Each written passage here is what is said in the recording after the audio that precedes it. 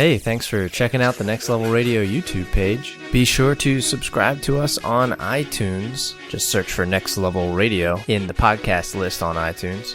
Also, you'll want to head to our website, nextlevelradioonline.com. There you'll find other interviews and podcasts, plus event coverage, as well as blogs for all of our staff. Don't forget to also check out our social media pages, facebook.com/nextlevelradioonline, and Twitter is at NXTLevelRadio. Again, I want to thank you for listening, and hope to see you again soon.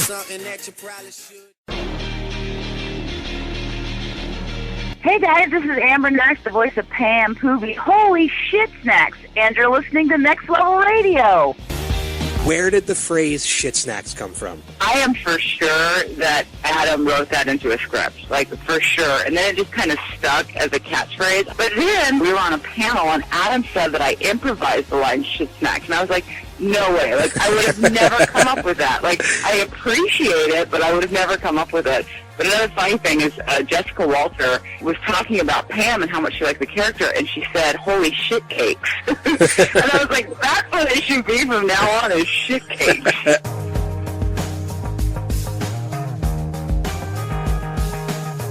Welcome into episode 33 of the Showcast here on Next Level Radio. I am Adam Gorey, joined at the moment by Steve Richards. Steve Richards, how's it going, it's plural. And hi, I'm great. How are you? Fantastic. I almost gave you the double first name. Yeah, and then nobody would have been able to trust me because people with two first names are worse than redheaded people. This is true. So yeah, this is episode 33. We have quite a good lineup here for guests. We'll talk to Chris and I are going to talk to Chris. Damn it, Steve and I are going to talk to Chris Distefano. I got all my names mixed up today. Let's get through this part. Yeah. We're going to talk to Chris Distefano, comedian coming to our area, the Sands. Nope, not the Sands. Steel Stacks on September 3rd. Dog, you on fire. And then later on, Ben and I will talk to Rob Corddry from HBO's Ballers, which you probably just missed the finale. But have no fear, HBO Go and HBO Now are probably the most popular way to watch HBO shows anyway, so you can just watch it on that. But I guess we can talk about weekends and such when Ben joins us a little bit later. Steve and I are going to give you the box office DVDs, and then we'll talk to Chris Distefano, and then we'll bring Ben on after that because he's doing a little Summerslam, so he's going to be late. But we'll talk about that when he comes on. But let us start it off with the box office.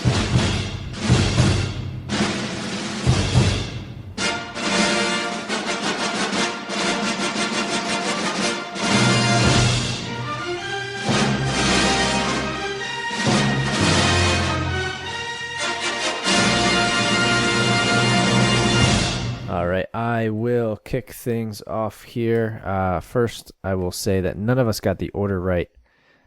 We will go ahead and mention who the technical winner is this week in a second. Yeah, do it. Dishonorable mention to number 6, American Ultra. Not number with just 2. $5.5 million at the box office. That has a 45% on Rotten Tomatoes, 59% from the audience.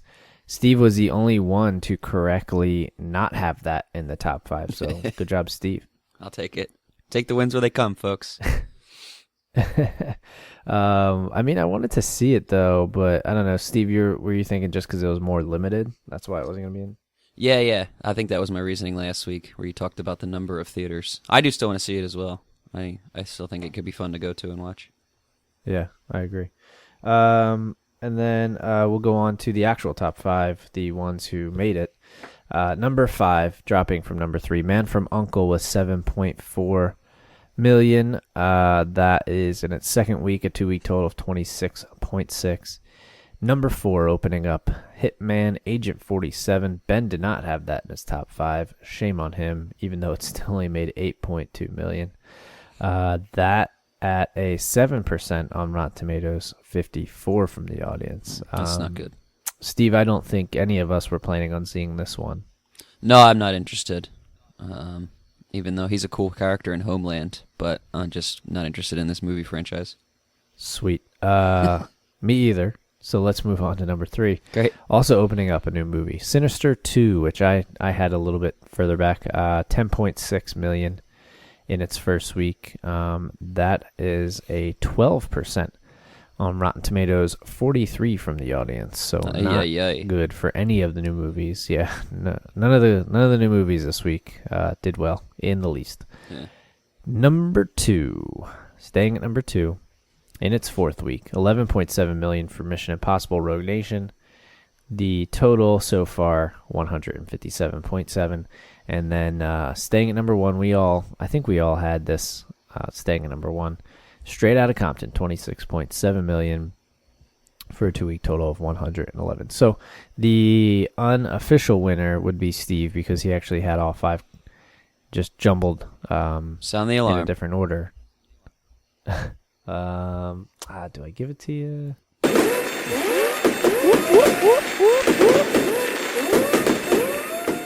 Play all the fireworks. Yeah, you probably don't deserve it, but that's okay. I don't. We haven't even given that kind of sound effect for anyone who's gotten all 5 right in the right order, but whatever. Ben's not here. Anything goes. Let's go to movies that will be coming out this week. And that will be, and then Steve and I will give our predictions. We'll get Ben's if we can remember to when he joins us. August 28th. That would be a Friday. I actually think there's a couple Wednesday ones this week. Let me look. Not from the movies I'm looking at. Nope, I lied. There isn't. Actually, yeah, sorry. No Escape is coming out Wednesday. That is coming out in 3,000 theaters. That is the one with Lake Bell, Owen Wilson, Pierce Brosnan. The action thriller in their new overseas home. An American family soon finds themselves caught in the middle of a coup, and they frantically look for a safe escape in an environment where foreigners are being immediately executed. Why haven't I heard of this? I've seen commercials for it on TV. Fair enough. It doesn't look great. Next up, we have this one is coming out Friday, August 28th. We Are Your Friends, opening up in over 2,250 theaters. That is the Zac Efron DJ type of thing. We talked about it a few weeks back. Speaking of doesn't look very good. On Trailer Trash, yes. The life story of DJ Pauly D. Coming out in, we'll go 1,100 theaters is War Room, a drama with Priscilla Shirer, T.C. Stallings, Karen Abercrombie, not co-founder of Abercrombie & Fitch, if I had to guess. Beth Moore also in that. A seemingly perfect family looking to fix their problems with the help of Miss Clara, an older, wiser woman. I haven't heard much about this either, but it is rated PG, if that makes a difference for you. Also, and it is only 1,100 theaters, so you might not be able to find it. That's correct. Memories of the Sword opening in even less than that, 25 theaters for Memories of the Sword. Obviously not nationwide. And then we also have another limited one, Z for Zachariah. I usually go Z for Zebra, but Z for Zachariah is a drama sci-fi thriller with 3 really famous people in it. Yeah, I know, right? I always mess up the first guy. I'll let you take him. Chiwetel Ejiofor. That's better than I would do. Chris Pine and Margot Robbie also in that one. In the wake of a disaster that wipes out most of civilization, 2 men and a young woman find themselves in an emotionally charged love triangle as the last known survivors. How many theaters is this? This is limited, so I don't have. They must be trying to hide it because there's a lot of famous people that I assume they paid money to. Yeah. Also, no alternate title: 2 guys, a girl, and an apocalypse. Ah! The jokes start early. Some people might not get that reference if they don't remember that TV show. How could you not, though? Google Ryan Reynolds. The Second Mother coming out as well, which is a drama, and then Queen of the Earth, which is a drama thriller with Elizabeth Moss, in case you were wondering. But that is it. So, top 5. Anybody? Any takers, Steve? What did you say? It was We Are Your Friends? We Are Your Worldwide, Friends. not necessarily worldwide, but Nationwide. nationwide. It's over 2,200. What about No Escape? I think No Escape is our only chance here. No Escape was 3,000. All right. Well, I've never heard of No Escape. I was gonna go nothing when I did my initial research, but I guess No Escape is in enough theaters where 7.4 is the bar. So I'll go No Escape at number 4. Okay. Just to jump in, and then I'll have Fish Are Friends, Not Food. Yeah, no. I guess I'll have Hitman at 5, just because it has been out as long as Man from U.N.C.L.E., but I could see either one of those being 5. So I go Hitman 5, No Escape 4, Mission Impossible 3, Sinister jumps Mission Impossible and goes to 2, and Straight Outta Compton stays 1. I don't want to say by default because I've heard the movie's really good, but with all the other movies, it's kind of by default. Yeah, it's by default. I'll go Straight Outta Compton 1 by default. I will keep Mission Impossible at 2. I will keep Sinister at 3. I will put... Oh, man. I'm going to give... crap. I see the Zac Efron effect is throwing me off. You're man. going off the deep end here. I'll do No Escape at 4, and We Are Your Friends at 5. A 2,200 theater Zac Efron movie. Yes. Very bold. You never know. Sinister 2 was in 27, and it made 3rd. Yeah. 7.4 million is not a high bar. That's what it comes down to. Yeah. So, okay, cool. So that does it for my end. And Steve, you will be taking over Ben's job of doing DVD releases. Yes. So I'll leave you to it. Great. There's really only 2 to mention this week. The first one is actually a documentary, HBO documentary, Citizen 4, which ended up as 98% certified fresh, and it was 88% from the audience. Let me just... It's about Edward Snowden, but let me get up the synopsis just so you know exactly what it's about. A documentarian and a reporter travel to Hong Kong for the first of many meetings with Edward Snowden. So I told you essentially as much as the synopsis did. I've actually seen this, and it is very good. It's kind of captivating to watch. Adam, have you seen it? Or if you haven't, will you be Netflixing, buying or renting, or catching it on TV, which would be HBO? I have not seen it, but anytime it pops up on Netflix or HBO, I will check it out. I would assume it's already on HBO, because it came out on HBO, and I don't think they take stuff down. Like you said, HBO Go is the best on-demand out there, so I don't know if they take stuff down. So if you have HBO, you might already have it. Oh, sweet. Yeah. I will be into that. By the way, if you're trying to look it up, Citizen 4 is one word. Yep, that's true. Yeah, it took me a little while to find that one. Why is this not coming up? And then the second one worth mentioning because we talked to the star, Christopher Palaha, here on the Showcast. Where Hope Grows comes out this week. Again, just a refresher, a baseball player whose professional career was cut short due to his personal problems is suddenly awakened and invigorated by a young man with Down syndrome who works at the local grocery store. Adam and I have both seen this because we wouldn't be good interviewers if we didn't watch the movie that our interviewee was promoting. That still might not guarantee we're good interviewers. But no, we're not, but at least we did research. 46% on Rotten Tomatoes, but it did get a 90% from the audience, so it's pleasing to the audience. It's kind of an inspirational story. I guess instead of saying when we'll watch it, because we've both seen it, Adam, would you recommend this to people, and how would you recommend they view it, as in buy Netflix / Redbox or TV? Yeah, I mean, I can't imagine it's ridiculously expensive to go buy because it was more of a smaller budgeted movie. Mm-hmm.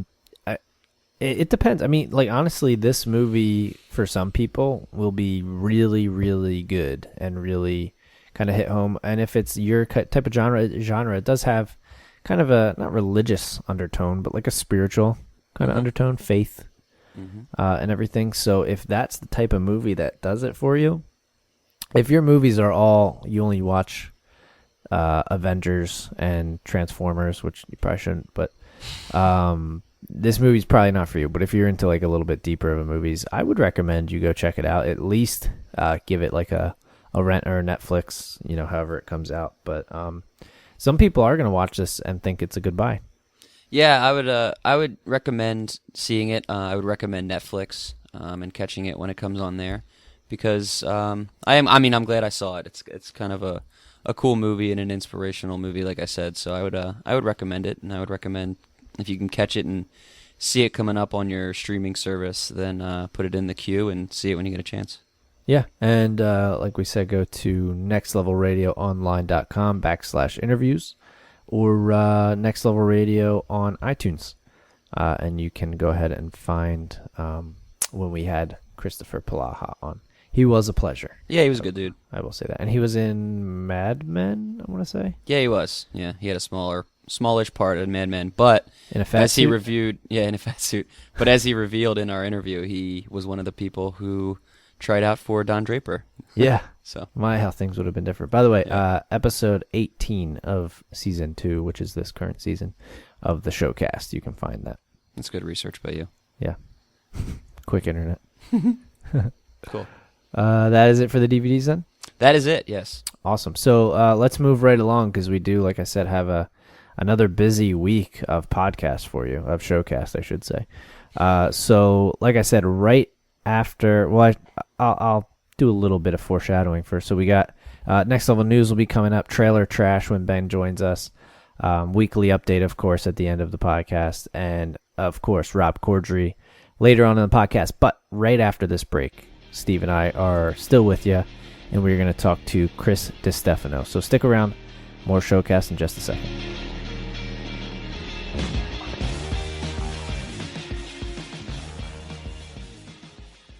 Hey, this is Chris Palaha, and you're listening to the Showcast on Next Level Radio.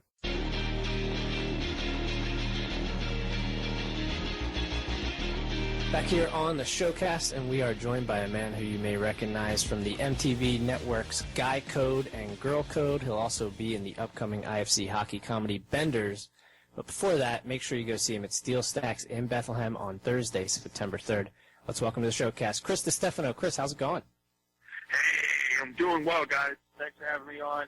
It's good. The Stacks. Is that what the nickname is? The place, the Stacks. Yeah, Steel Stacks.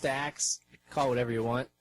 Big old rusty thing. I want to eat pancakes. Big old rusty landmark. Whatever you want to call it. Bethlehem. That's a nice. I've never been there. But it's not that far from New York. Only like an hour and 15 minutes. It said. Yeah, and you're a Brooklyn guy. Obviously, we are East Coasters as well. Do you like the whole East Coast comedy stuff? Oh yeah. I mean, I think in my opinion, the New York, comedy style is, the country. It's very relatable, whether you're from New York or not. Just because of how much, how many popular shows, Seinfeld, Everybody Loves Raymond, King of Queens. Like the Cosby Show, all those shows are East Coast based, so I feel like that's, really, the East Coast, like, we're like the oldest, group of people. The stuff has been passed down so much. The comedy's been passed down for us for hundreds of years. Even in the people in L.A., a lot of the funniest people, if you find out, Dane Cook's out there, he's from Boston, Right. Anybody goes up there, Bill Burr, Boston. I feel like East Coast is good for comedy. I feel like it's the best coast for comedy. I agree. Yeah, we talked to last week. We talked to Nick DiPaolo. He's from Massachusetts, lives in New York. Oh yeah. He was just at the Steel Stacks this past week. You strike me though as a sports guy. Are you big into sports?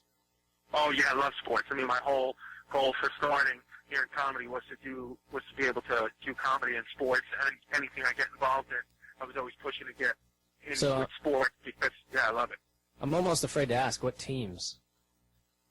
Teams, I'm Yankees, Giants, New York Football Giants, New York Knicks, New York Rangers, Andre Agassi, Steffi Graf. I love Tiger Woods. Who else? Bowler, Pete Weber Jr.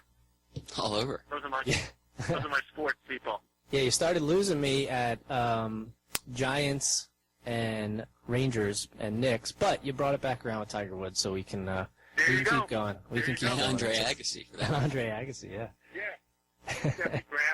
Yeah, we're Philly people, but actually my dad is from the Bronx, so I was kind of raised to enjoy the Yankees. I don't hate them like most, but obviously being in Philadelphia, I kind of have to. I would be probably burned at the stake if I was strictly a Yankees fan. So, right. but I've still. Really, but I mean, I don't know though. I mean, look, Yankees. If you're a Boston guy, then yeah, you're the rivalry. But I mean, I don't know. Is the rivalry with the Phillies and the Mets as huge as the Yankees and Red Sox? I don't know if they would crucify you being a New York fan. I mean, Eagles, Giants, yes. But I don't know. I don't know if Phillies and Mets. I don't know. I don't know if it holds as much weight as a Yankee fan hating someone from Boston and vice versa. No, I think that's probably one of the not worst, but one of the biggest rivalries, I would say. I think everybody would agree. Yeah, my wife's actually a Giants fan, so it's a broken household for sure. Well, yeah, that's tough. Eagles, Giants, that's a tough one, and my condolences. But yeah, yeah. Yeah, and I know. Well, Steve's all Philly, so I can't really compare anything to him because he doesn't like any of the New York teams. That is true. Yeah, man. I was a Carmelo Anthony fan in college, however. I like Carmelo. I'm one of the few New York Knicks fans that love Carmelo Anthony. That still likes Carmelo Anthony. I love him. him. Yeah.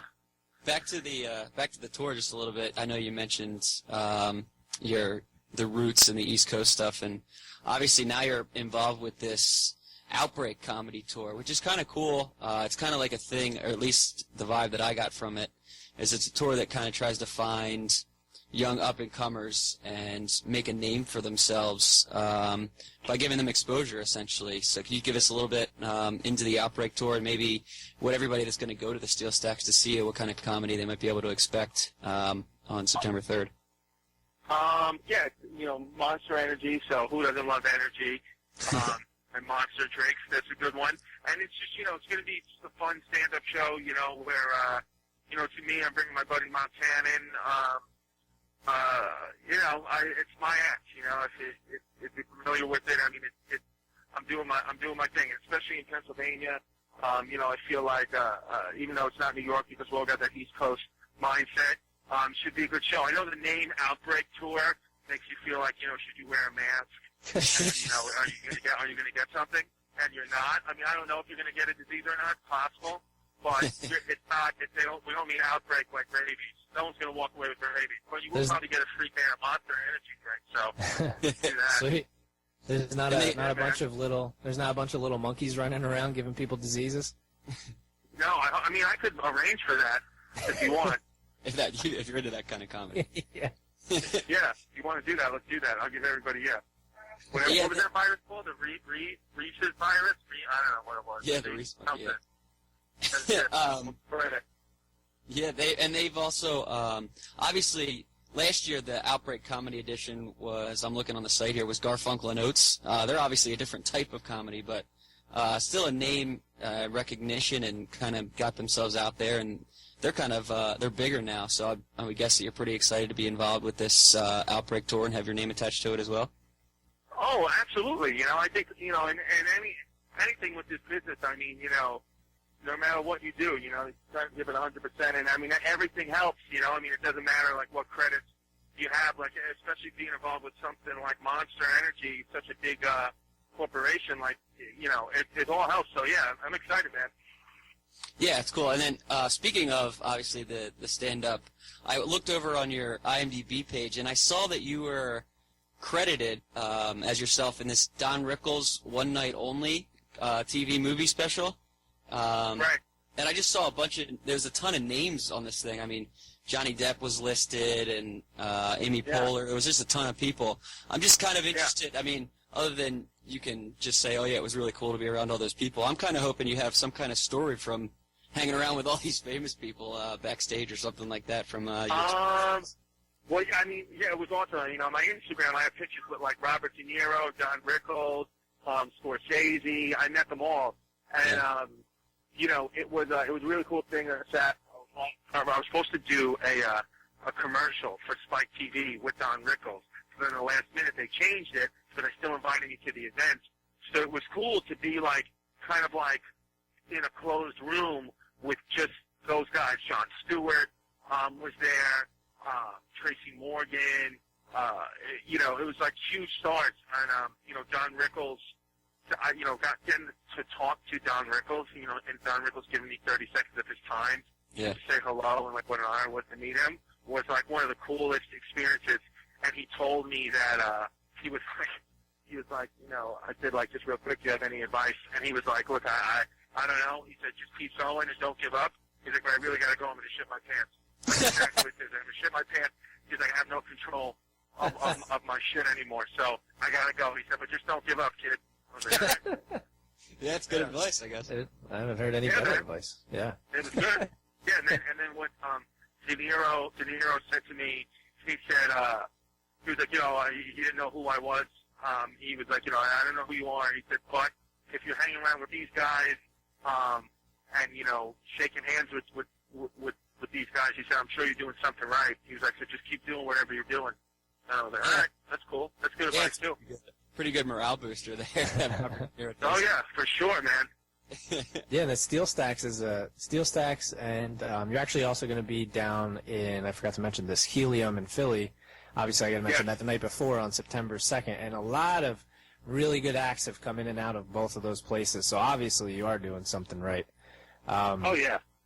But like I had mentioned in the introduction, you some people may recognize you if they're not into stand-up. They may recognize you from both MTV's Guy Code and Girl Code. I have to ask. If there is there going to be a transgender code? Because that seems to be the way that you know, social people are moving. Not that I know of, but I mean, you're absolutely right. There needs to be transgender code, and if there's not, I say me and you just dress up and we do it ourselves. We shoot the pilot, me and you. Beautiful. Yeah, I'm game. All right, cool. I'll bring the monkeys. Over to Bethlehem, and we'll shoot it right then and there. No, there needs to be transgender code. I think I was going to do a gay code, but something happened. I don't know what happened, but I didn't do it. But I'm surprised they haven't yet. I don't know. I still think it's I don't know. I mean, maybe it's still in the works.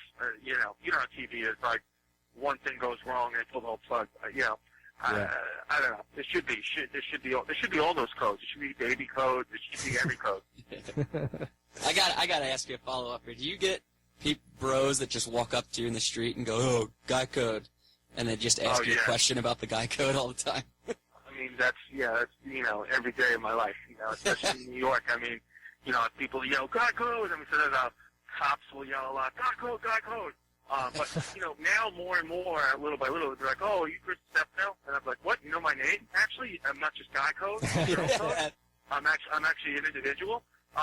But yeah, man, it happens all the time. And you know, I embrace it, man. It's like, you know, what I signed up for. It's only good things, you know, usually when someone recognizes you for your work.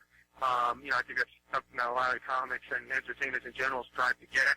So I feel blessed to, you know, even have just a little bit of it. Yeah, I mean, the next question I had about stand-up, I just had, because I saw that you did a bunch of stand-up, and then I saw that you were on Letterman in 2013, and then kind of reappeared on Seth Meyers 2 years later. I was just kind of wondering if you learned anything from the Letterman and what that experience was like, and then took it to Seth Meyers a couple years later, and I guess kind of always growing and learning into your stand-up style. I think, you know, Letterman, obviously, was a lot more nervous doing Letterman than I was Seth Meyers. And it wasn't because I held one in higher regard than the other. I mean, it was both prestigious things to be on, but it's just, by the time I did Seth Meyers, which was just a couple of months ago, I had so much more experience. I had done in between Letterman and Seth Meyers a half-hour stand-up special for Comedy Central, so I felt like I had a decent amount of stand-up experience, but going into Letterman, you know, it was my first time, you know, even though my set had been ironed out and proved, you know, for months, it was still very nerve-wracking. Am I going to forget? of joke. Is the mic going to work?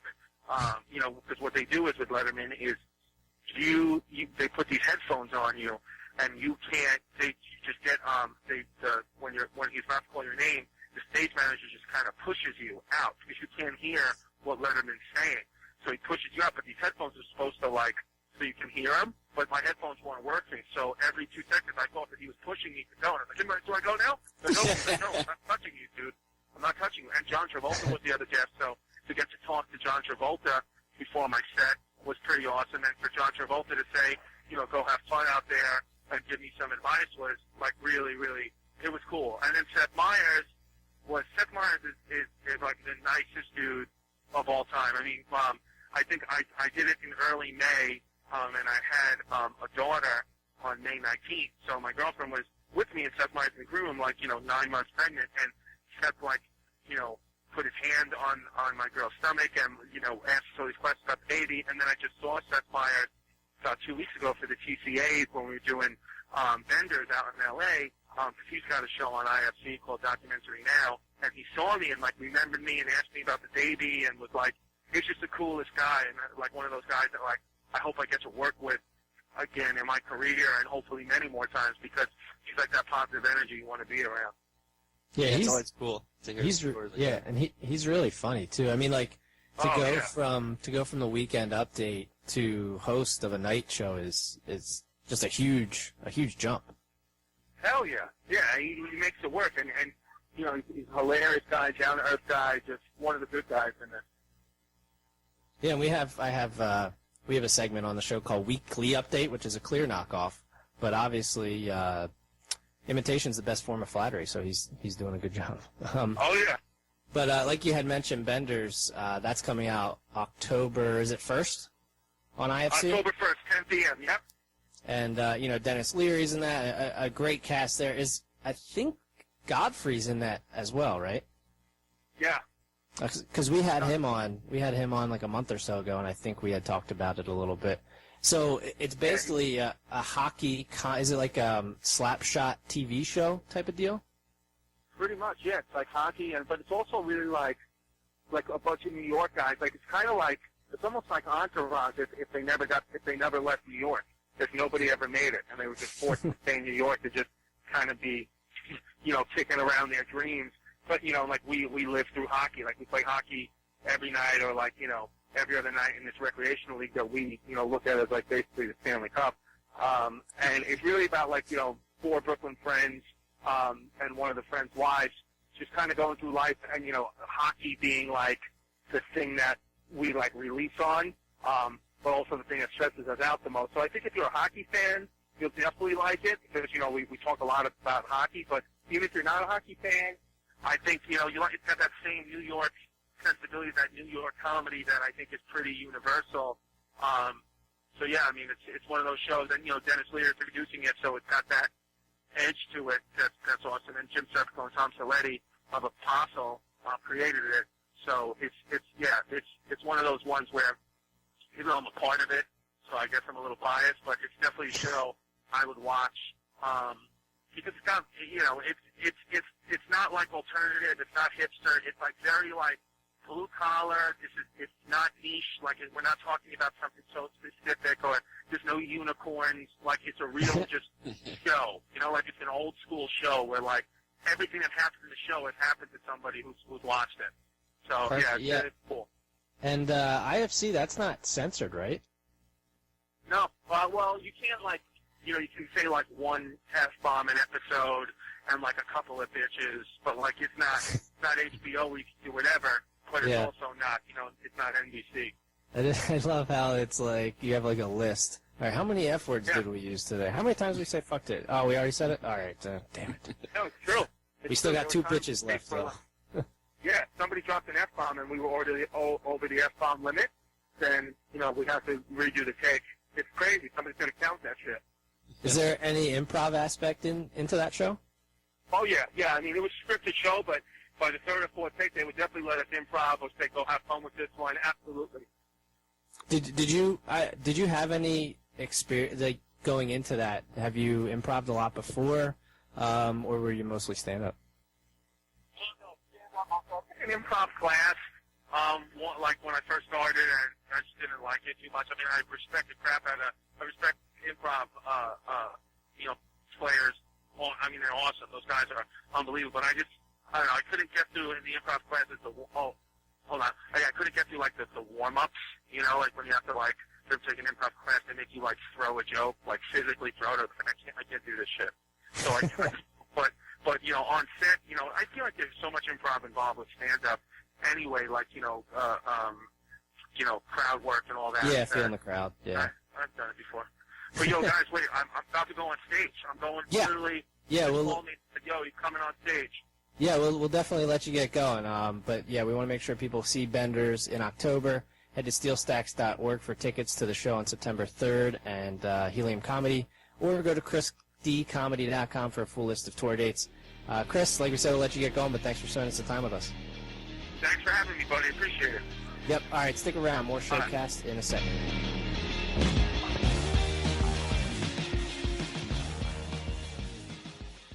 Hi, this is Krista Allen from Significant Mother, and you're listening to Next Level Radio. Who is your daddy, and what does he do? Thank you to Chris Distefano for joining Steve and I. It was a good time. Again, reminder, go see him, the Steel Stacks, September 3rd, Thursday. And we forgot to mention his Twitter and Instagram. It's at Chris D Comedy for both of those. So, Steve, what'd you think of, but real quick before we move on? Yeah, I thought it was a fun interview. It's always good to talk to comedians. I don't think I've really been able to do that before, so it was good to, it's kind of a more free-flowing conversation than just question, answer with a comedian, I've noticed. Yeah, and if you think you violated the guy code, maybe tweet him. I don't know. Yeah, I assume he gets that all day. I'm sure he probably does. Well, let's make sure he gets it more. But again, Steel Stacks in Bethlehem on September 3rd and Helium September 2nd down in Philly. So you can just go chrisdcomedy.com if you want to take a look at his whole tour. But time to bring Ben in now that he is back from his slamming weekend, as it were. I guess that's one way to put it. Well, SummerSlam, it's a play on words, Yeah. Yeah, I had a good time, man. I had such a fun time this weekend. So I never got into the wrestling thing, but I know Steve is into it, so at least somebody else here can. Yeah, Steve, did you get to watch it at all or no? No, I didn't see it. I watched the Sunday programming instead. Oh, okay. I wasn't that interested in all the matches. I'll tell you what. I went to two events. There was actually, we went up on Saturday. There was a NXT event, which is kind of like their undercard guys. It's kind of like their minor league. They had an event Saturday night at the Barclays Center in Brooklyn, which was phenomenal. It was a lot of fun. And then Saturday afternoon when we first got there, I actually went to a meet and greet to meet some of the WWE divas who were awesome. And I got to hug them and got a picture with them and, get any numbers or what? No, I didn't get any numbers. Were you able to stand up afterwards? Yes, I was able to stand up. It wasn't like that. But it was nice to meet them and get a hug from them. They were very, very, very nice. You missed the I can get it I up. was waiting for it. Yeah, that's just a misstep by you. Yeah, I was waiting for it. I can get it up. There it is. Then Saturday night we went to the NXT event, which was awesome. First time in Brooklyn, first time at the Barclays Center.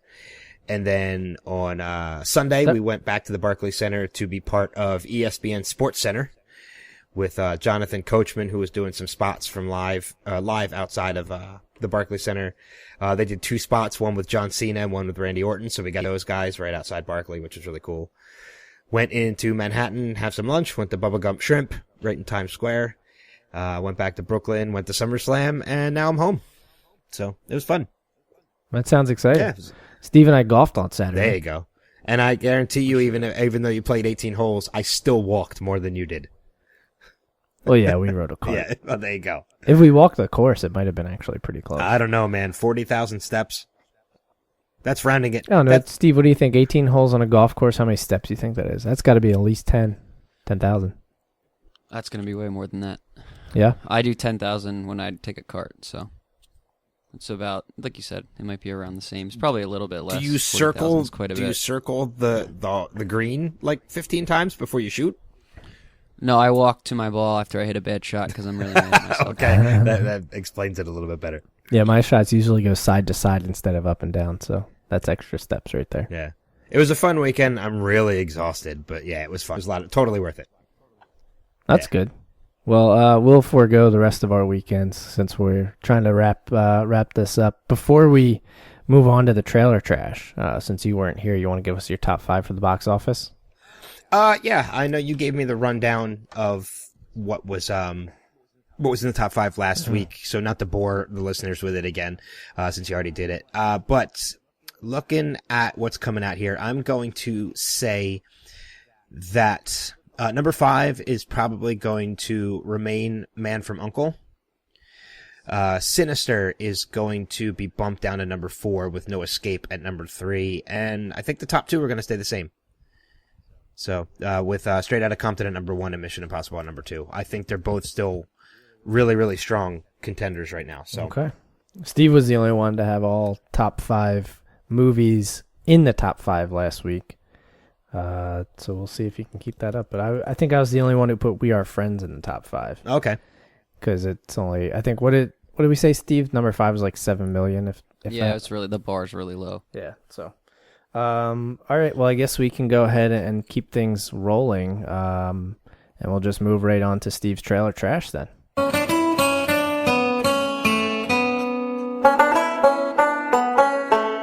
Howdy, y'all. It's time for the trailer trash. Chocolate with sprinkles. We are not doing any Keanu Reeves trailers. I purposely sent the link to see if you guys would do it, and you didn't do it. But if you Steve vetoed it. If you went to perpetual boredom and frustration, then Keanu Reeves has a new trailer out. I don't even remember what the movie's called. Knock, knock. Yeah, sure. And honorable mention to Legend as well, second trailer. But since we already talked about it, we won't talk about it again. But the second trailer for that is out. But we will start with kind of like a biopic. It's called Trumbo, which is a biography drama that'll come out November 6th, 2015. Synopsis: a successful career of Hollywood screenwriter Dalton Trumbo comes to an end when he's blacklisted in the 1940s for being a communist. The director is Jay Roach, who directed a couple of the Austin Powers movies, so that's kind of weird. It's based on a book written by Bruce Cook called Dalton Trumbo, so you can check that out if you want a little bit more information as well. The big part of this is how good the cast is. Bryan Cranston plays Dalton Trumbo. Elle Fanning is Nicola Trumbo. Diane Lane is in this movie as well. Alan Tudyk, I'm not sure if that's his last name or not, but you know him as Steve the Pirate. Helen Mirren is in the movie as well. John Goodman. And Louis C.K. makes an appearance. Ben, welcome back from SummerSlam. What did you think of Trumbo? I was one of the ones that sent this, put this up for consideration for Trailer Trash this week because I think this looks really, really good. I think Cranston really kills this role as Trumbo, and it really, as a filmmaker, I look at things from a filmmaker's perspective, and especially movies that are about filmmaking and how this guy got blacklisted because of, believed to be a communist and things like that. I'm very, very intrigued by this story, because I'm intrigued by stories like that, especially historic stories about filmmaking and things like that. So, this is an absolute trash of treasure. I'm looking forward to seeing this one. And like you said, the cast is phenomenal. Yeah. What do you have, Adam? Initially, I wasn't kind of into it, but as the trailer went, it got me into it. So this is a trash of treasure for me as well. Kind of, I don't know if either of you have seen the movie Capote. Yes. With the late great Philip Seymour Hoffman, but it kind of gives me that kind of vibe. And Capote was a good movie, and I just looked it up, had 90% on Rotten Tomatoes. So if it's anything like Capote, I expect it to be pretty good. So trash of treasure for me as well. Yeah, we'll start off on a high note. I have trash or treasure as well. Ben, you mentioned that you like movies that are about movie production and things like that. For me, what struck with me is that it's about a writer. So that kind of interests me as well because of what I went to school for and things like that. So, and we know that Hollywood enjoys movies about themselves. So this will be interesting to see what kind of award consideration it gets as well. So and if you're looking for something to hold you over, there was a documentary on this back in 2007. Yeah, that's true. Yeah, based on a true story, and of course, part of the history of the film Spartacus at the same time. Yeah, exactly. Yeah, I saw that in the trailer. That's kind of cool that is thrown in as well. So yeah, it's a trash treasure for me as well. Booyah. Next movie we have here is called Ashby. It's a comedy, drama, romance that will come out September 25th of this year. High school student Ed Wallace enters into a friendship with his neighbor Ashby, a retired CIA assassin who has a few months left to live.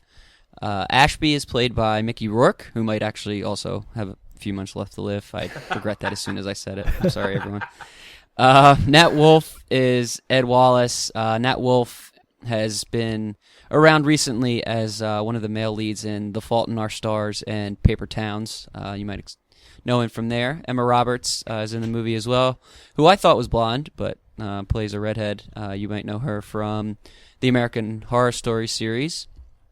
And then, yeah, that's about it. Sarah Silverman? Yeah, Sarah Silverman is Nat Wolff's mother in the film as well. Adam, what did you think of this Ashby trailer? Emma Roberts is mostly blonde. I thought she was. Yeah, she was in We're the Millers, at least. Is she legally blonde? No, that's, I don't believe so. That's somebody else, Reese Witherspoon. That was a bad joke. Yeah, bad joke.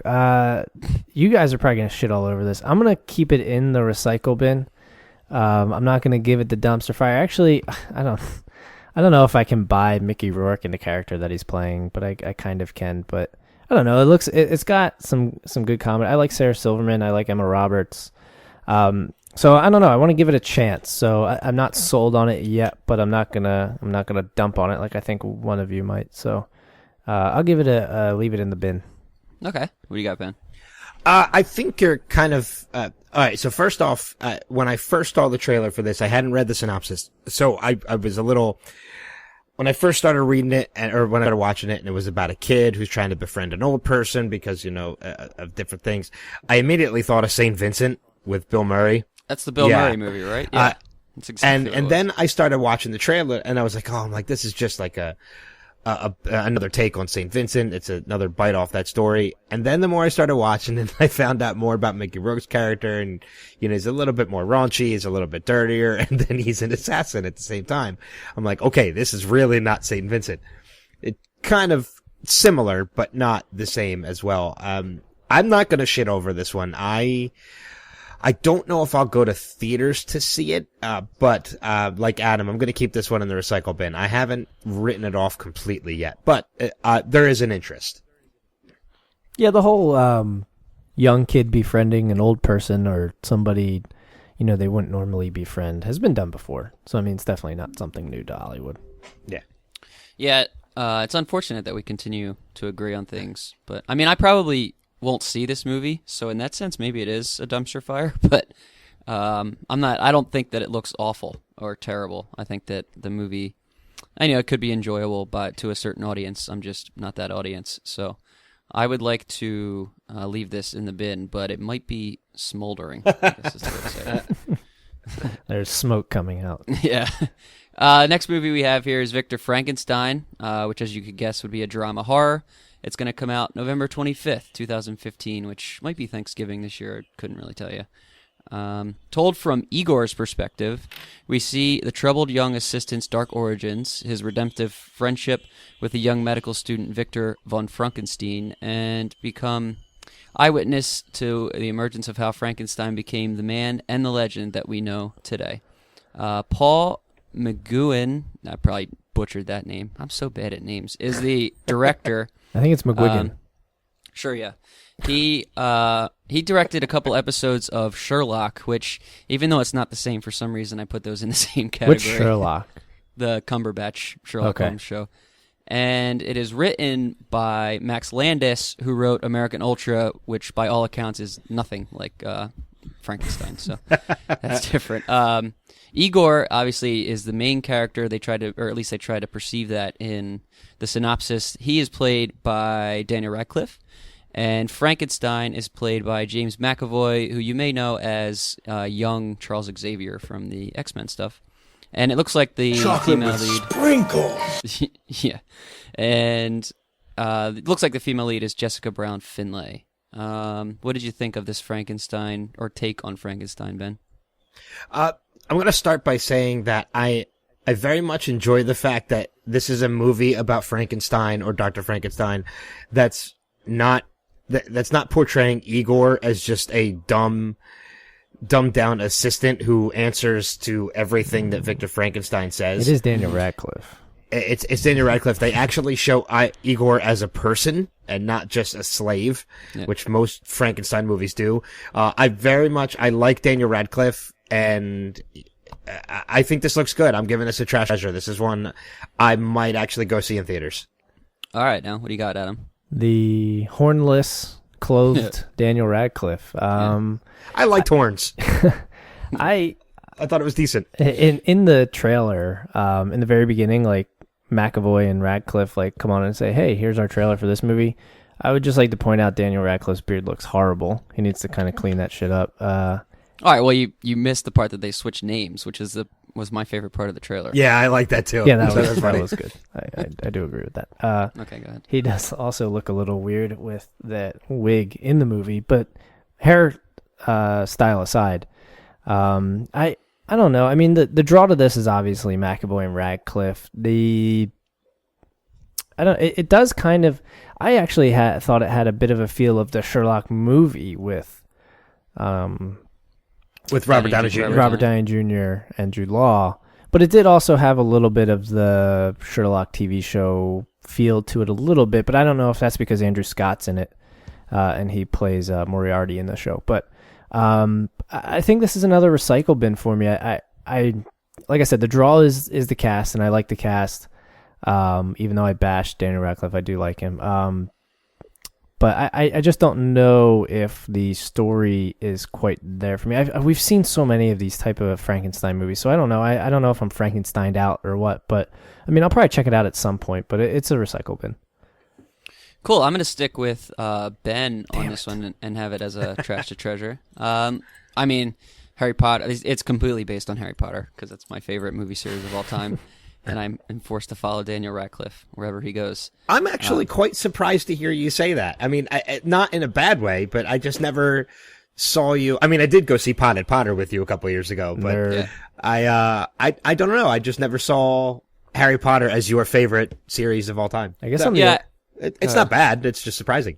Yeah. I think the thing for us is or at least I was the same age as like the Harry Potters growing up. Like they were in the grade were the age that I was growing up as the movies came out. Did you read the books too, or just watch the movies? What are you kidding? I still haven't seen all the movies yet. They're really good. I've seen most of them. Yeah, they've done them all really well, and there's 8 of them, which is amazing that they've done 8 of them really well. That's crazy. And that they all turned out really well. Yeah. Yeah. So, I mean, I guess point is that I just like to see where Daniel Radcliffe's career goes from there, which, I mean, I just take an interest in certain people's careers, and he's one of them. So At least we finally disagreed. Yeah, it's a trash to treasure for me in the sense that I will want to see this movie and support the movie. And real quick, too, on that note, can I just say that I'm very happy and pleased that after 8 movies of playing Harry Potter, Daniel Radcliffe is not typecast in anything. He still gets different kinds of roles. That is true. Yeah, not which all of is them are good, but yeah, at least they're different. Exactly. And yeah, I like the Frankenstein stuff as well, and like the old timey British. That's why I put Sherlock in like the same sentence, just because like the old timey British stories that are kind of beyond the imagination and all that. So I do like type of stories. I do like that kind of stuff, like a BBC movie almost. And I didn't even compare it either. But you're right, Adam. It does kind of have like a Robert Downey Jr. Sherlock Holmes kind of feel to it. Yeah, with a little more like effects, I guess. Yeah. Yeah. The next movie we have here is nothing like anything ever. It's called The Witch, and it's a horror movie that will be coming out in 2016. Synopsis: the age-old concepts of witchcraft, black magic, and possession are innovatively brought together to tell the story of one family's frightful unraveling. Director and writer is Robert Eggers, who won for Best Director at Sundance for this movie. I guess since it's a horror movie, the point is you don't know anybody else, but I certainly don't recognize any of the other names. It's a little bit of an indie film as well, so I don't recognize anybody else in it. So we'll just get right into what you thought of the trailer, Adam. Well, I think Kate Dickie was in Game of Thrones, right? Okay. She looks like a Game of Thrones, or maybe not.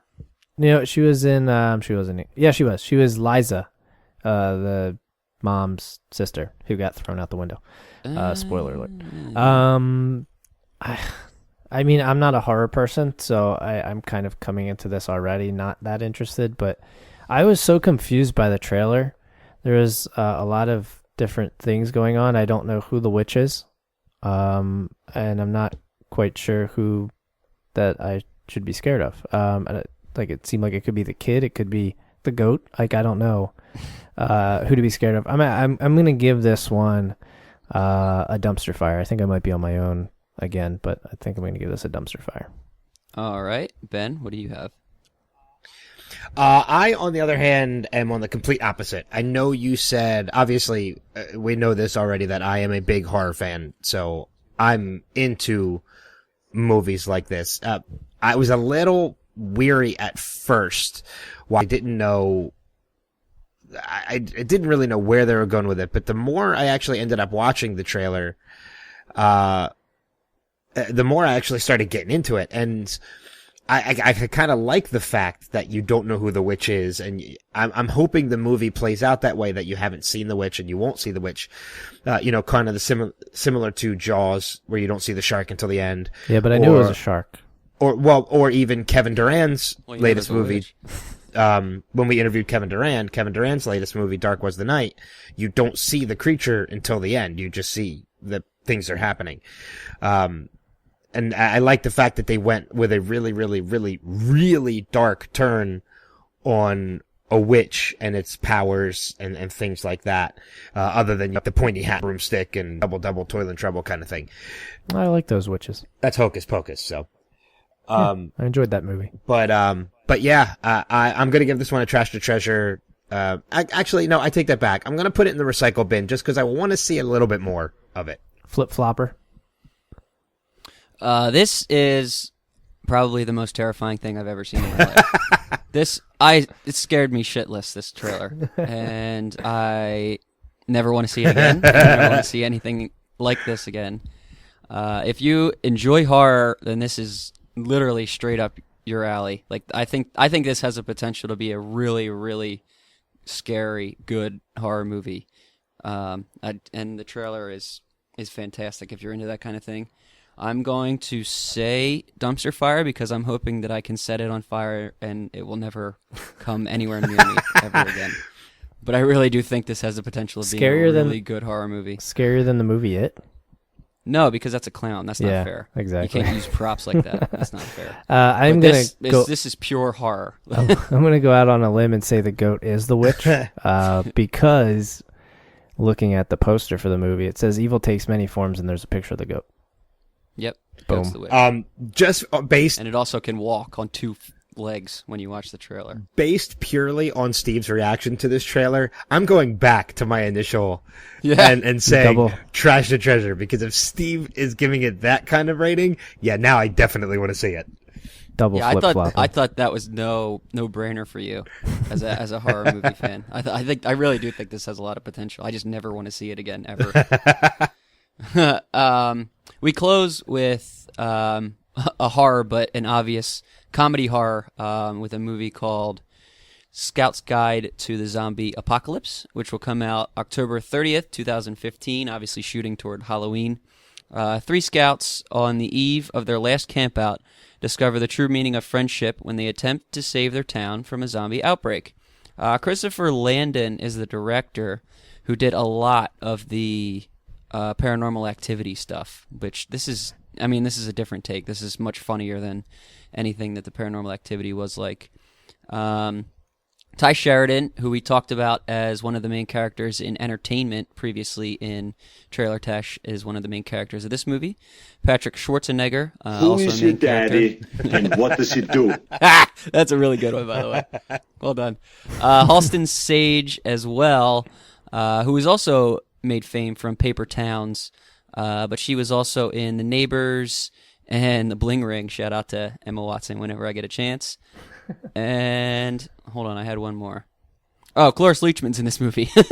That's awesome. So is David Koechner. So Adam, you start the closeout with Scout's Guide to the Zombie Apocalypse. Hey, he started the last one. Oh, I mean, Ben, you start with the last trailer. It didn't really matter to me, but We'll just go now. I thought you were going to go with me as the no-brainer because it's a zombie movie. But yeah, this to me is right along the lines of Zombieland and Shaun of the Dead and Tucker and Dale versus Evil. This is a no-brainer, trash to treasure for me. I love zombie movies, especially really, really cheesy, campy, fun zombie movies like this. This is a absolute trash to treasure for me. I can't wait. Come on, don't bullshit me. Go ahead, Adam. This is a trash to treasure for me too, because I mean, it's to my knowledge, I haven't seen this type of take on it. I mean, we've seen comedy takes on zombies, but to incorporate the whole scout thing into it's pretty funny too. It's like a coming of age tale that involves zombies. So trash to treasure for me as well. Cool. Yeah, we always like to close on a high note. I'm definitely going trash to treasure as well. Ben was kind enough when he sent this trailer to send the red band version. And this movie is rated R, and it'll be rated R throughout. Yeah. And it's not just because of the blood and the gore. There was also plenty of cursing and plenty of boobies in the trailer. So zombie there's boobs. there's gonna be all sorts of rated R throughout the movie, which is always fun to see, and where I can prove that I'm an adult and enjoy movies. I didn't know how to feel when I saw zombie boobs for the first time. Yeah, it was weird, but I have a feeling you'll get over it. So yeah, we close on a high note, but that does close the dumpster for the week. Cool.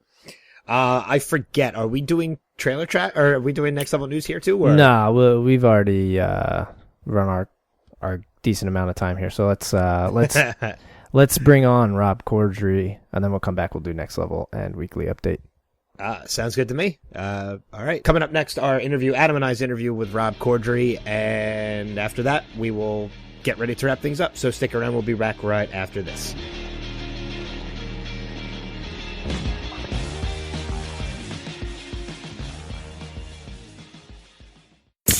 Hey there, Showcast fans. It's your favorite co-host, Steve Richards. If you like fantasy football, and of course you do, join Adam, myself, and our new co-host Kevin every Thursday for Primetime Fantasy Football on Next Level Radio. We'll bring you the latest recaps, news, and advice on everything relevant for your fantasy team.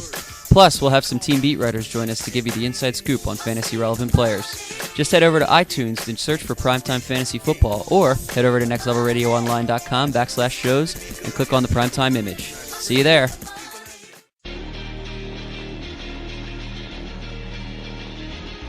Our next guest this week has been a part of countless projects. I'm going to try and keep this real short so we can spend as much time with him as we can. He's been on The Daily Show. He's been on Old School as far back as that fantastic movie is. Both Hot Tub Time Machine movies, the Emmy Award-winning and again nominated Children's Hospital, and HBO's new hit that we're all fans of on this podcast, Ballers. Please welcome to the Showcast, Rob Corddry. Rob, thanks for spending some time with us. Thank you guys, and hey, great Showcast so far. Thanks. Thank Sam, when you said that thing to Adam, and Adam, you came back at him like, perfectly, and then you guys had that back and forth. It was great. we appreciate coming from you. That means a lot. Yeah, we're glad the chemistry works. Yeah. And we're glad. It's really going to work out, guys. And we're glad we could get you on. I mean, I know we're supposed to have you on last week. Some unforeseen circumstances happened, so we really appreciate you rescheduling and actually getting back on with us. This is great. We're glad to have you. I will do anything you guys tell me to do. Excellent. I will keep that in mind for later. We'll start off. Within We'll start off with Ballers. Like we said, the finale just will have aired by the time our listeners are hearing this. But with the way HBO is, obviously HBO Go, HBO Now, that's pretty much how I watch all my HBO shows anyway. So, how awesome was the first season of Ballers? I mean, it was renewed for season 2, I think.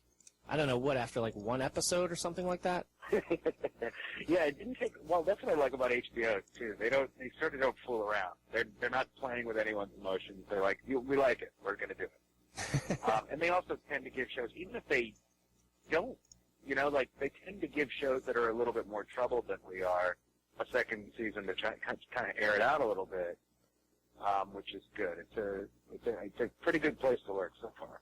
Yeah, it seems like some shows, when they have trouble finding their footing, HBO usually tends to give them that time to kind of, correct the trip up so that they can maybe find the audience that they were missing from the first season, unlike some other networks that'll just cancel things, within like five episodes if the ratings aren't there. Yeah, exactly.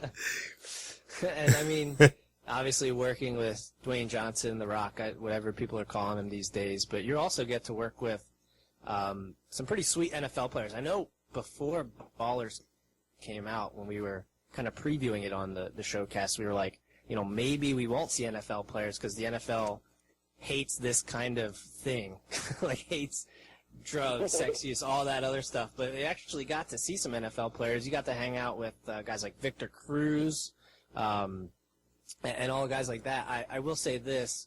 We are Philadelphia-based, so, I mean, Victor Cruz isn't really the best person we want to see. I actually was kind of hoping maybe you could hit him in his other knee. Is that low blow? Listen, I get it. I've never met more rabid, insane fans than I have from Philly. You guys are absolutely insane. And you asked me to hurt Victor Cruz, I bet half jokingly. Yes, maybe 60-40. Got it.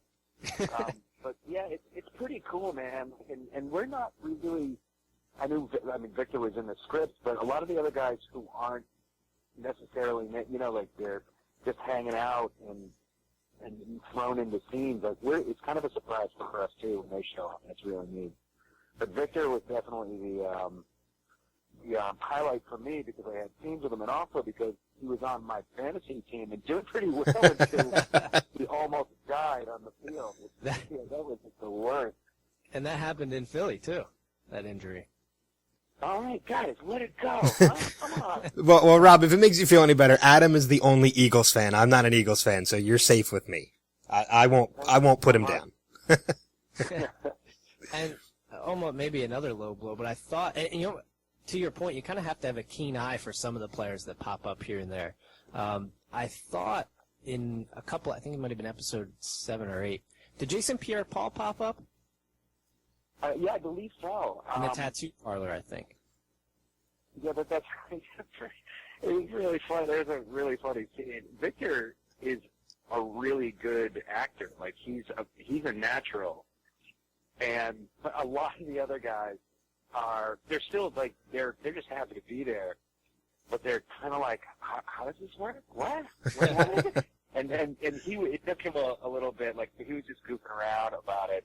It was a really fun day. And that was I assume that was pre-accident, pre-fireworks accident.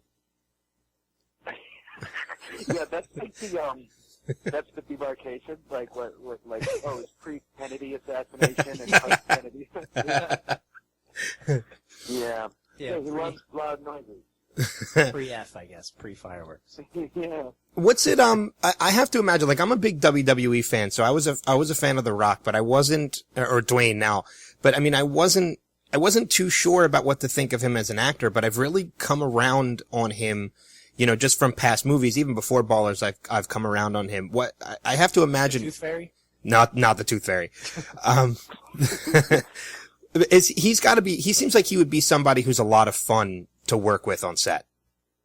Yeah, I think everybody probably had that same attitude, like, here, another sports star coming in because they think they can say words believably. And, but yeah, everybody, I haven't met anybody that doesn't like, or at least appreciate Dwayne Johnson in something, because he's that kind of guy, that magnetic sort of obscenely likable person on screen because he's that way in person. He's a really, really good, kind-hearted, massive dude. Yeah. Yeah. He seems like that. I mean, I've seen a bunch of stuff. He puts out a lot of funny tweets, on his Twitter post. So, I mean, that you can usually gauge a person's personality a little bit by that. So, yeah, he seems like somebody who would be a lot of fun to work with. Yeah, and he's also like the whole social media thing, man. It's like, it's another full-time job for him. Like, he has sort of like, I don't know, mastered that form of promotion and just getting out and talking to the fans like nobody else has. I kind of envy it because I let it go. Yeah. Well, I mean, it's never too late to get back into it. Yeah. At Rob Corddry. So hard. I wanted to switch gears for a minute, and I wanted to talk to you. I know that you recently came back, I believe it was last week, to be part of Jon Stewart's final show for the Daily Show. I know you did a nice little run as a correspondent for the show. What are your thoughts on Jon hanging it up and passing over the reins to Noah? Because I'm a huge Daily Show fan. I haven't missed an episode of that show in probably close to 10 years. So, I mean, I'm curious as to what your thoughts would be as somebody who's worked with Jon. Oh, yeah. Well, I'm surprised that he did it for this long because, and that's nothing about his character. It's more about that job itself. It's such a hard thing when you think about it. Like, really what his job description is taking news in the morning and turning it into jokes within, like, 6 hours. Yeah. Yeah. And it's really like, it's just a pipeline, and it's got to be exhausting. When I was back, the time I was back before the final show, I was in the makeup room because I was a guest, and I was in the makeup room, and Jon came in, he sat down, he looked exhausted, and he was just like, so what's it like? And I was like, what's what like? And he goes, I don't know, daylight, that sort of thing, getting up what you want. Oh, you're going to like it. You're really going to like it. Yeah, I mean, and not blowing smoke. I've been a fan of yours for a while. You were probably one of my favorite correspondents on that show. You and your brother Nate. You were both great on that show. Oh, thank you very much. Thank you. We definitely got in there at sort of the right timing. George Bush was very good to us. Yeah. Of course. But it was right around when the show was really hitting its stride, and that is just a pure piece of luck, and I'm very grateful for that. Yeah. Another project that you worked on that I'm a big fan of, and I seem to be, I don't want to say a rarity. I know a lot of people that are fans of this film, but you can ask Adam, I'm a big fan of the zombie genre. I loved Warm Bodies. I thought that was, I was a little skeptical when I heard about like a cure for zombieism, but, of course, being a fan of the genre, but I absolutely loved that movie. You yourself, you don't have many lines of dialogue in the movie, but I have to imagine that still had to be a lot of fun to do, even without dialogue. Yeah. Oh, it's more fun without dialogue. Dialogue's a pain in the ass. It was great to be able to, I never had to go at a character like that before. And also, I'm also a big fan of the zombie genre. Okay. And that movie came along at a time when it was really sort of being exhausted. It was oversaturated. Where else could you take it? Yeah. Yeah, and this is the first movie, and maybe the only movie so far, to actually tell the story from the zombies' point of view. Which I love, yeah.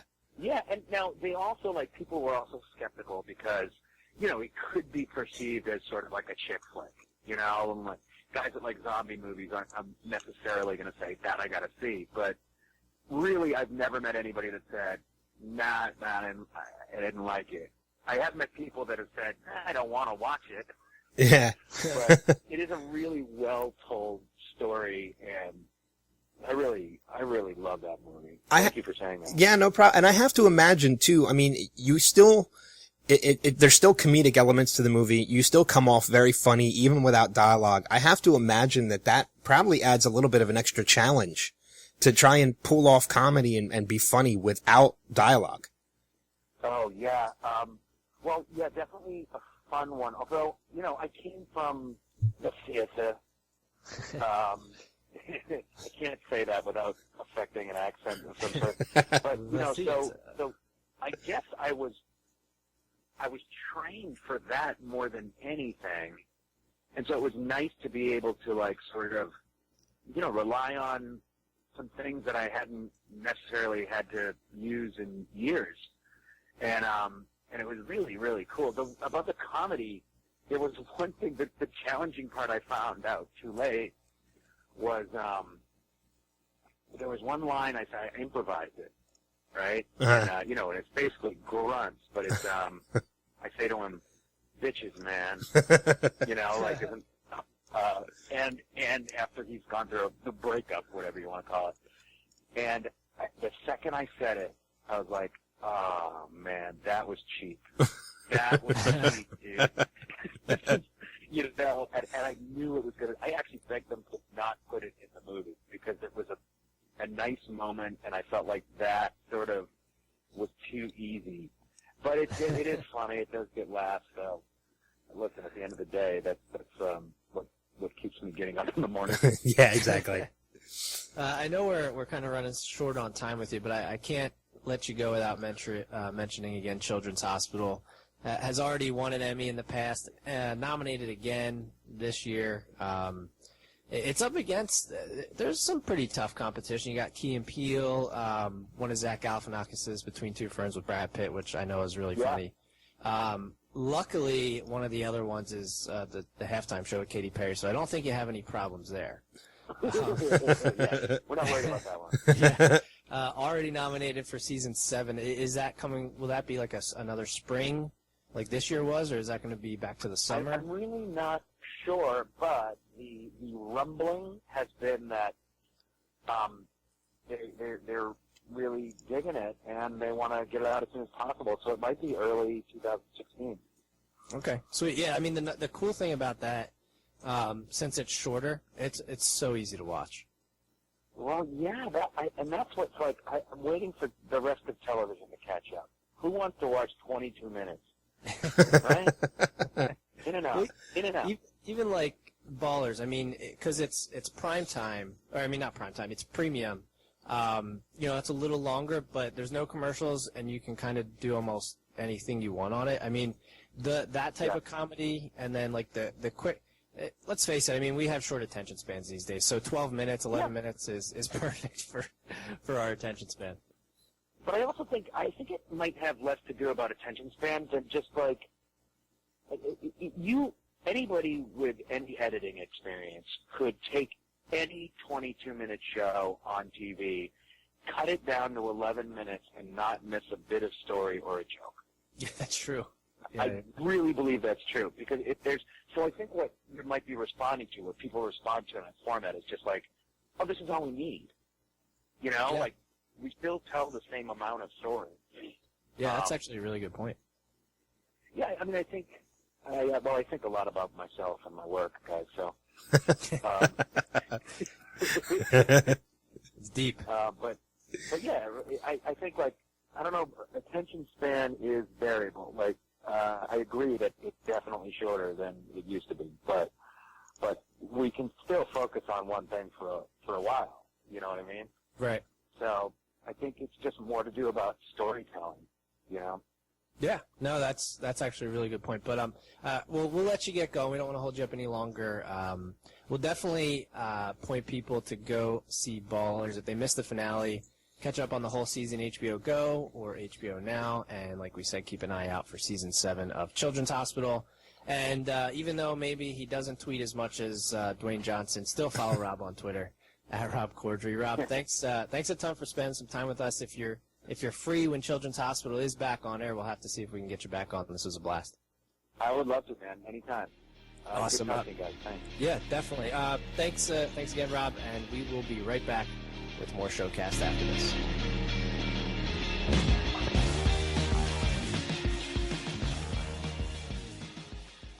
Hi, this is Chris Gear from the awesome new FX show You're the Worst, and you are listening to Next Level Radio. All right. Dude, Corddry is the man. Yeah, he's very down to earth. Yeah, he's so down to earth, and I want to put out a disclaimer. I was joking about Victor Cruz. I don't wish any ill ill wishes upon Victor Cruz. I He's a think very nice gentleman. I think he knows that. I think Yeah, he I know. knew that.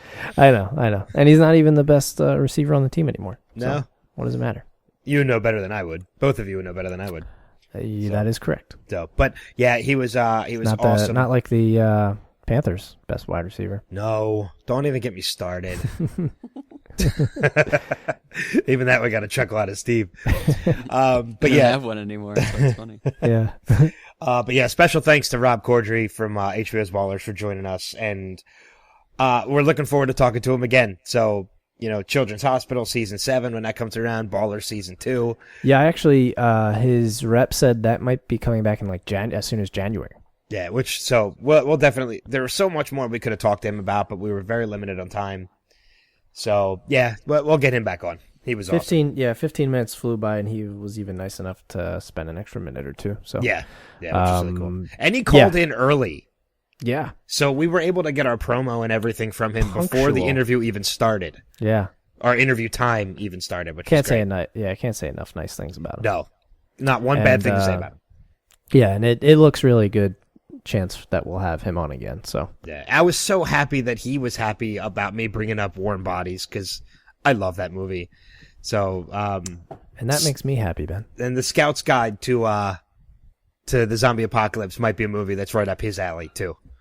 After talking about like how he said he's a fan of the zombie genre, fan of the genre. So maybe he'll check it out. Yeah, maybe we can get him on as a co-host when that movie comes out. That'd be cool. So, but let's move things forward, get ready to wrap things up. We've got 2 more things to do, and the first one is this week's Next Level News. This is Next Level News. All right, pushing forward with a little bit of recent news, starting with Fear the Walking Dead setting the all-time cable ratings premiere record. AMC's Fear the Walking Dead, the much-anticipated companion series to the mega-hit zombie drama The Walking Dead, opened to a monster and record-setting rating. See, now the way this was written, it doesn't say what the rating is. At that time, 1,300. The series launched on a record with 10.1 million viewers, which is crazy. Especially for an AMC show. Yeah, exactly. The previous record, listen to this. The previous record in the 18 to 49 demo was AMC's Better Call Saul, which was 4.4 million. Over doubled it? No, they didn't double it. The 18 to 49 Nielsen ratings for Fear the Walking Dead was 6.3 million. Oh, okay. So it beat it by over 2 million, 50%, which is awesome. Fear the Walking Dead, created by Robert, differentiates itself from the original by being set in both a different place and time, that being Los Angeles and the very beginning of the apocalyptic outbreak. Yeah, it's like a prequel. I haven't seen it yet, but I will. I watched it earlier today before we started recording. It's interesting. That's all I can really say. Are there any zombies yet? At the end of the episode, you see one in the very beginning, and then you don't see them again until the end. Okay. So now, do I need to be caught up on The Walking Dead? No, you do not. Because this seems like it's a completely different. It's a prequel. Yeah. Yeah, exactly. Okay. So they're not going to talk about Carl. It's interesting because you very rarely see things that happen at the very beginning. You very rarely see people adjusting to things happening with the apocalypse and how it's starting. Usually it's a post. Yeah, it's usually like right after it happens. You're not seeing things as they're starting to develop. And then you get flashbacks here and there. Yeah, exactly. A la I Am Legend. So, hoping helping serve as a seat warmer for the Walking Dead's return on October 11th. Fear will air 6 episodes in its first season. So, and it was already Well, that's not very many. Well, Walking Dead started the same way. Yeah, I think they do that with a lot of AMC shows. It was only 6 episodes. So, and season 2 is already slated for 2016. Boom. So, moving on next, Winona Ryder, as confirmed by Winona Ryder, a Beetlejuice sequel is happening.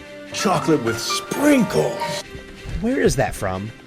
It's a terrible Keanu Reeves it's trailer. a Knock Knock trailer that you made us watch. Is it from the Knock Knock trailer? Is it? I don't remember. It's it's the first thing he said. That's why Steve said he stopped watching it after he said chocolate sprinkles. Oh, that's with his kid. Yeah, it's like in the very beginning. Yeah. So, but anyway, Beetlejuice might finally be getting its long-awaited sequel and long-awaited and desperately hoped for sequel. Winona Ryder said on Late Night with Seth Meyers she thinks she can confirm it because director Tim Burton said in an interview that the sequel was happening and that Winona's going to be in it.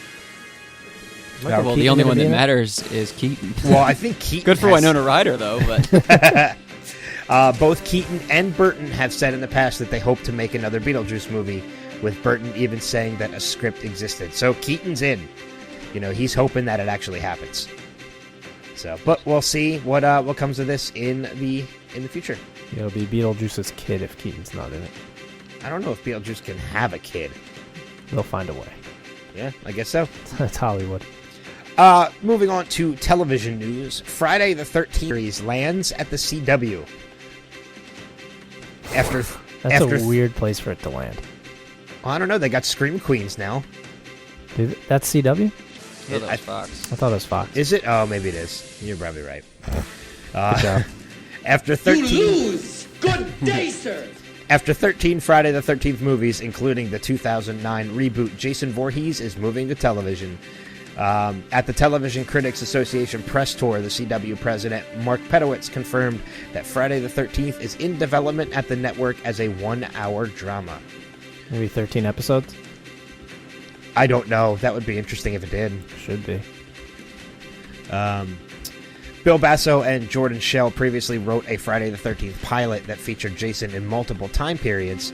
However, the new CW incarnation of the series is said to be a more modern take on Crystal Lake's most famous resident, as new secrets about God damn it, I can't talk. As new secrets about the Voorhees family. Seriously, man, you and me, we're fucking done professionally. New secrets about the Voorhees family come to light, and some of Jason's would-be victims are forced to confront him once again. What? Exactly.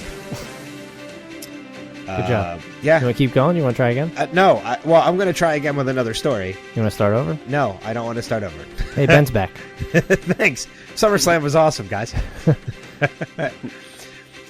Despite putting a halt on Marvel's Agents of S.H.I.E.L.D., the spin-off that was proposed earlier this year, ABC is closing in on a deal to order a pilot for a project centered around Mockingbird, which is played by Adrian Padalecki. Is it Padalecki or Padalecki? I think it's Padalecki. It's Padalecki, yeah. Titled Marvel's Most Wanted, the drama will focus on popular S.H.I.E.L.D. character Bobby Morse, also known as Mockingbird, and Nick Blood's Lance Hunter. The two actors will top-line the pilot and prospective series. Is that with Jennifer Lawrence? What? Hunger Games? No, that's the Hunger Games, Mockingbird. So. Hunger Games.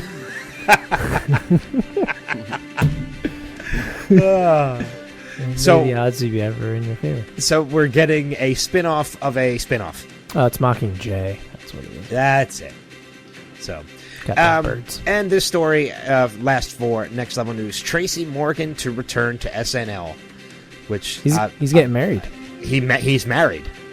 Oh, he's already married? He got married today. Oh, okay. So, Tracy Morgan will make his triumphant return to Saturday Night Live, set as a host when the 41st season returns. Miley Cyrus and Amy Schumer have also been tapped to MC Saturday Night Live this fall. Remind me to not watch the one with Miley Cyrus. Morgan, a former SNL cast member for 7 seasons, will host the show for his second time on October 17th. Morgan's return to Studio 8H follows a 2014 car crash that left him in critical condition. But he is all better now and will return to host when season 41 of SNL returns on October 10th. Well, that's awesome because, I know there was a long period of time where at least I wasn't sure if he'd ever do anything again. Yeah, I mean, I was the same way. So, but that's going to wrap it up for Next Level News. So, let's get ready to wrap things up finally. One more segment to do, though, before we wrap it up, and that is Adam's Weekly Update. And now, the Showcast Weekly Update. I'm torn between two sponsors for this week's update, so they're both they're both sponsors for this week's weekly update. First sponsor, Victor Cruz. I wish no harm upon you. And second one, actually, surprisingly, is Keanu Reeves. Chocolate with sprinkles. Any excuse to play that crap. Precisely.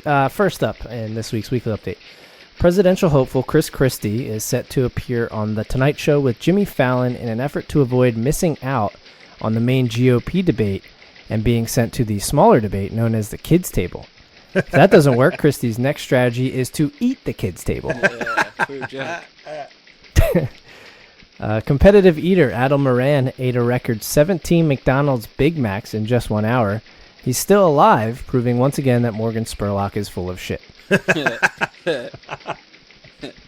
And I thought the record was held by Chris Christie. But anyway, a man who famously spent over $100,000 in plastic surgery to look like Justin Bieber has been missing for over a week.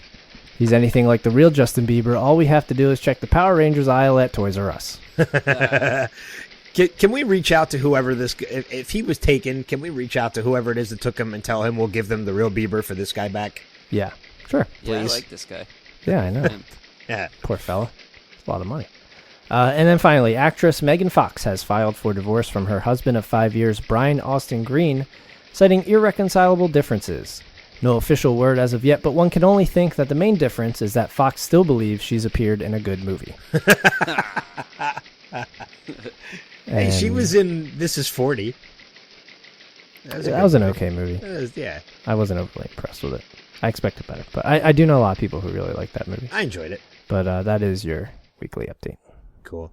And, I mean, let's be honest, who didn't see those two splitting up at some point? Well, yeah, I mean, we met really last see them year. going the whole time? Yeah, we met last year, me and Megan Fox, so it was only downhill for their relationship after that. Yeah. Did you really meet Megan Fox before? No. I have, actually. No, I would have definitely shaken her toe thumb, though. I met her during the filming of Transformers 2. Yeah, and you thought she was a bitch. And I did. She came off very standoffish. I think you've said this on the podcast before, haven't you? Did I? I thought so. I know we talked about it when I used to host trivia. So, but yeah, I thought you had mentioned it before. She's very standoffish. She came off very, very bitchy. Well. Still, I wouldn't kick her out of bed for eating crackers, but still. I wouldn't kick her out of bed for eating anything. Yeah, share. Unless it's like Jennifer's Body type of thing, and that's just different and wrong. It's good Megan Fox knowledge. There you go. Still not a good movie, though.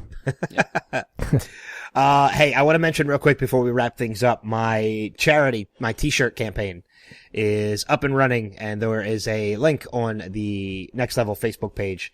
All proceeds go to the American Foundation for Suicide Prevention in memory of Robin Williams. So go to our Facebook page to check it out. That is facebook.com/nextlevelradio.online. And as well, we want you to follow us on Twitter at NXT Level Radio. Go to our website, www.nextlevelradioonline.com, and of course, subscribe, rate, and review Next Level Radio, the Showcast, as well as Primetime Fantasy Football on iTunes. Just go to the iTunes store, click on podcasts, and search Next Level Radio or Primetime Fantasy Football for either one, and subscribe to both. Do us a favor, help us get our subscribers and our numbers up. So, but that's all I got, unless we have anything else. A couple things. Thanks again to Chris Distefano. Go see him at the Steel Stack September 3rd. At Chris D Comedy on Twitter and Instagram. And thanks again, obviously, to Rob Corddry. If you missed the Ballers finale, which I have not watched yet, but I will be watching it on HBO Go or HBO Now, at Rob Corddry for his Twitter. And next week, we're going to have Andy Daly. Yeah, looking forward to that. From Review. Yeah, looking forward to that. He was just on at midnight with Chris Hardwick on, I think, Wednesday night, and he was hysterical. He was absolutely funny. Yeah. And you'll have to, I think it's you and Steve that are going to be talking to him, but you'll have to bring up, because he was in She's Just Not That Into You. Oh, and or no, She's Out of My League. That's what it was. Oh God! See, now I'm going to say She's Just Not That Into You because you got me confused with. So we've had most of the cast from that movie on after him: T.J. Miller, Nate Torrance, and now Andy Daly. We just need Jay Baruchel. Yes, That's the right movie, right? I'd prefer Alice Eve. Alice, yeah. So Yeah, but that works. In person. So, cool. Steve, anything else to add for this week? August 27th. You're damn right. Is National Just Because Day. Now, Adam, let me ask you a question because I'm struggling here. If I needed another way to say National Just Because Day, like if I needed like an acronym maybe, or possibly if I wanted to play it in like a Drake song, how would I say that? I'm not really sure. YOLO. Yeah. Go ahead and YOLO everybody on August 27th. Oh, YOLO, what God. up? See, it was only... Grab a dick just because. See, it was one of those things where I intentionally went to Steve to find out what his particular day would be this week. And then you had to ruin it by going and saying YOLO. I'm so glad. YOLO. I'm so glad that you mentioned Drake, though, because I was like, acronym? Yeah, I knew. I knew where he was going with it. It was a stretch, but I knew where he was going with it. He knows I'm a little bit slower on the uptake. So, is there a National Chocolate with Sprinkles Day? God. If there is, I'll find it. So, all right, cool. With that being said, we are out of here, guys. Enjoy the rest of your week. Until next week, we will see you around the bend. Take care. You know what's coming. Later. Bye. Chocolate with sprinkles.